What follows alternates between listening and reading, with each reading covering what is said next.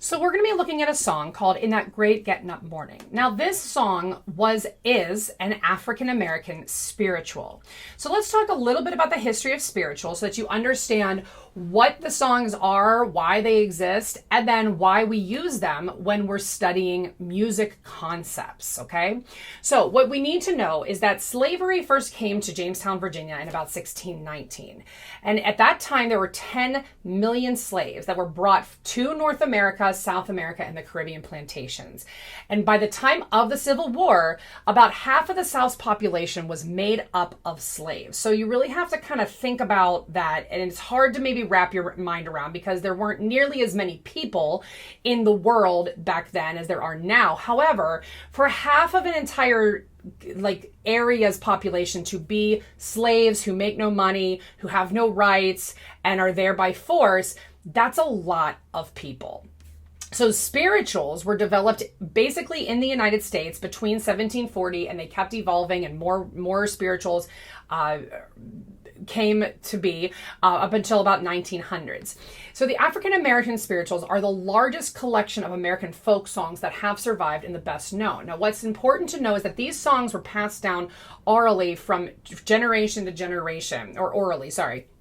Meaning that if someone started singing a song and wrote a song, they would sing it to their families, to the people they were working with, and then their children would learn it, and maybe they would add to it, or they would sing more, and they would pass it down to their children, and so on and so forth. And it wasn't until around the 1900s that these were finally collected and written down onto music, and then studied and kind of looked at what are the patterns, what did they do, why did they create them, and how did they become so popular, right? So these spirituals were first associated with the African American churches of the Deep South. So these are people that were holding on to religious beliefs, whatever they felt was giving them hope during these really oppressive and terrible times for them. Now, these spirituals have a repeated structure that allows for endless repetition of addition of verses. So endless repetition means that when you sing the same thing over and over again, it's easier to learn. It's easier to just keep it in your head. And so that becomes easier to pass down from generation to generation.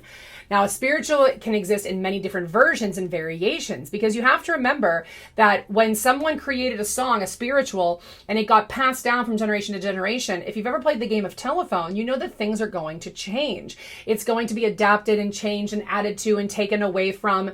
People are going to forget a section, so they make up a new section. So the spirituals we know today probably sound a whole heck of a lot different than they did when they were first created, but that's kind of the whole point of them, is that they evolve, and they're like this snowball of music and collaboration with generations of people. And what's really important to know is that spirituals are closely associated with slavery. So many of the messages are either about finding hope, about praying to whatever God they believed in. It's very much associated with their struggle.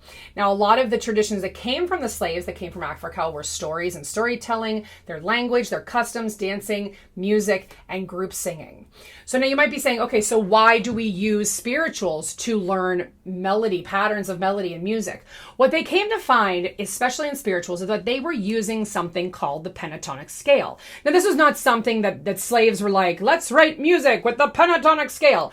It was just a pattern of using these notes that felt familiar and was easy to repeat. So it was only going to be do, re, mi, sol, la, sol, mi, re, do. And it can be any combination of those 5 notes, but it helps create this memory, this pattern, right? Because you know what note might come next. You can hear it. So the pentatonic scale is frequently found in spirituals, and so it's easy for us to learn about the pentatonic scale by looking